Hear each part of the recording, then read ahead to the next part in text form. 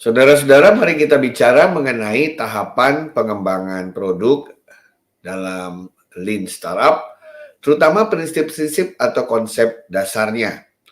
Pendekatannya yang dipergunakan cukup unik dibandingkan dengan yang sudah kita kenal sekarang ini. Lean Startup Method terdiri dari 3 tahapan yang saling iteratif atau yang selalu disebut sebagai loop, yaitu build, measure, and learn. Build adalah tahapan yang terkait dengan mengembangkan produk atau layanan. Measure adalah kegiatan terkait melihat apakah yang sudah dibangun tadi benar-benar bisa memenuhi kebutuhan dari komunitas, masyarakat, atau target customer tertentu. Berdasarkan itu, maka kita akan belajar, akan learn apa kata mereka, apa kata pasar, apa kata customer yang telah menggunakannya, seperti apa feedback dan umpan baliknya. Pada masing-masing tahapan ini dikenal begitu banyak cara-cara atau pendekatan atau konsep yang akan dipakai.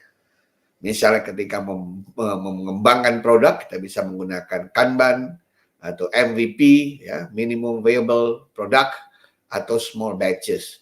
Nanti waktu kita melihat, mengukur apakah fit dengan target customer, kita bisa menggunakan cohort analysis, innovation accounting, atau split A/B testing. Sementara waktu kita belajar, memperoleh feedback, learn dari yang telah dikembangkan dan dicoba di market, kita akan menggunakan berbagai pendekatan seperti analog dan anti-log, customer archetype, engine of growth, ya, dan lain sebagainya.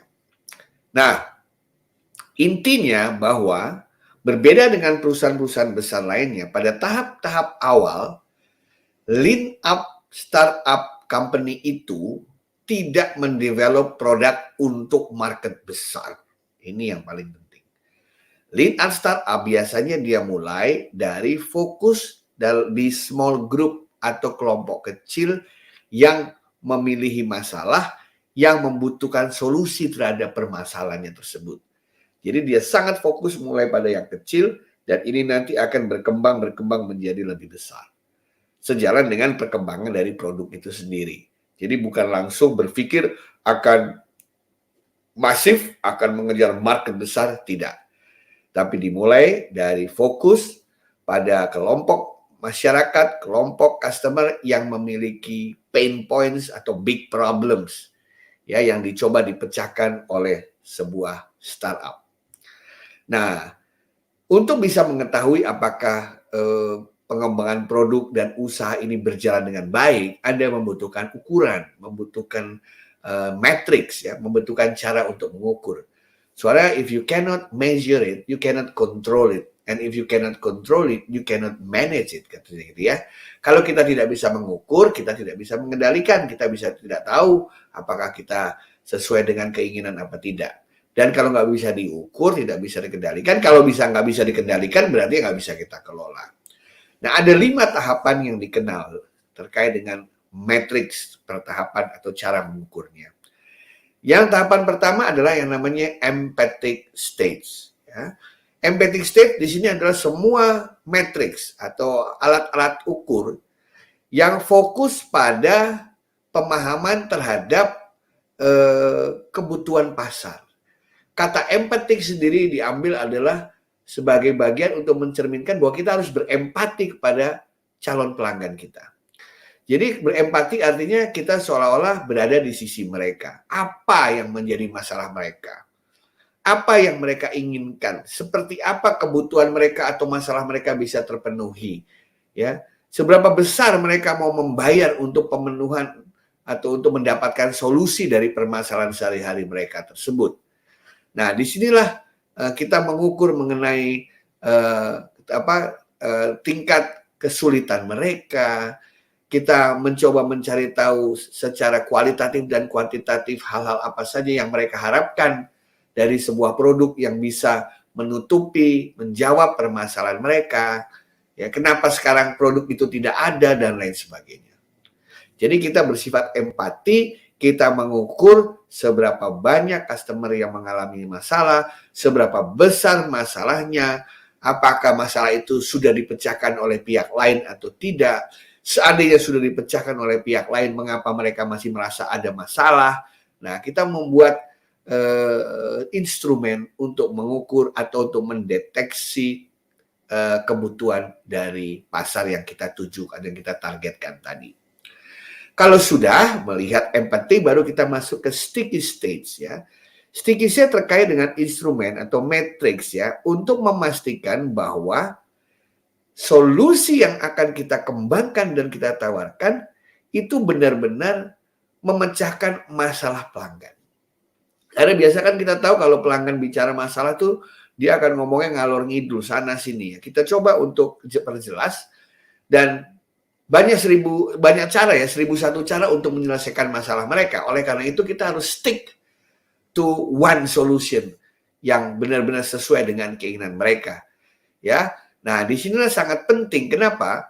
Karena banyak orang berasumsi bahwa oh, masalahnya seperti itu. Berarti kalau saya bikin produk seperti ini pasti selesai. Belum tentu. Sticky stage adalah tahap di mana kita memastikan bahwa produk yang kita buat, fiturnya, kemampuannya, kapabilitasnya, bentuknya, cara kerjanya persis seperti yang diinginkan oleh calon customer yang memiliki masalah tersebut.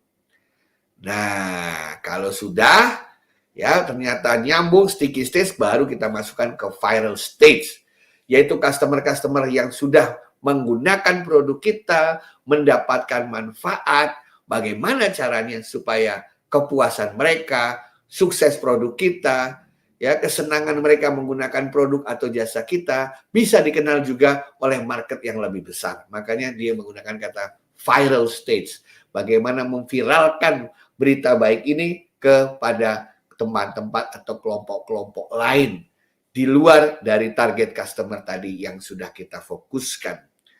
Nah, kalau sudah masuk ke dalam viral stage, orang mulai banyak yang mengenal, baru kita masuk ke tahap 4, yaitu revenue stage. Ya.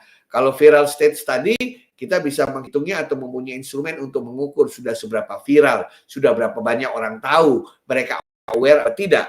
Tapi kalau sudah revenue stage, kita melihat seberapa banyak orang yang sudah menggunakannya, membelinya, berapa besar pemasukan kita, gitu kan ya, berapa besar mereka yang tertarik untuk memakai produk kita secara berulang-ulang, alias repeatable customer dan lain sebagainya. Nah, kalau sudah masuk ke revenue stage ini, barulah kita melihat bahwa kita punya bisnis ada potensi. Dan bagaimana supaya potensi revenue ini bisa sustainable, perusahaan bisa berkembang, dari lean startup yang biasa menjadi besar, masuklah kita pada tahap kelima, yaitu rapid growth stage.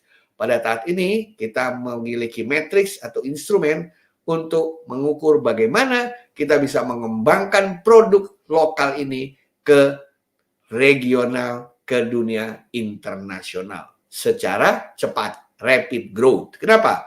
Karena dalam dunia digital kita tahu, terutama untuk mereka startup digital, bahwa kita bisa melakukan peningkatan bisnis tidak sekedar mengikuti garis lurus atau yang dikenal dengan deret tambah atau deret ukur, tapi Anda bisa mencapai pertumbuhan secara eksponensial atau deret pangkat. Demikianlah 5 matriks yang kita butuhkan untuk mengukur apakah produk yang kita kembangkan benar-benar memiliki potensi atau memberikan kontribusi terhadap potensi bisnis atau tidak. Kita mulai dari yang kecil dengan cara berempati, kemudian dari yang kecil itu kita puaskan. Kalau mereka puaskan, mereka akan membuat itu viral. Kalau viral, maka ada economy of scale sehingga kita bisa mendapatkan revenue. Ya, masukkan kalau dapat revenue artinya kita bisa sustainable sejauh kita bisa ekspansi ke tempat-tempat market-market yang lebih besar. Sekian dan terima kasih.